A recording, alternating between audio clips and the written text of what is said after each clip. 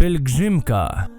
Pielgrzymka do świętego miasta Mekka w Arabii Saudyjskiej musi być wykonana przynajmniej raz w życiu przez każdego człowieka, któremu pozwala na to stan zdrowia i posiadany majątek.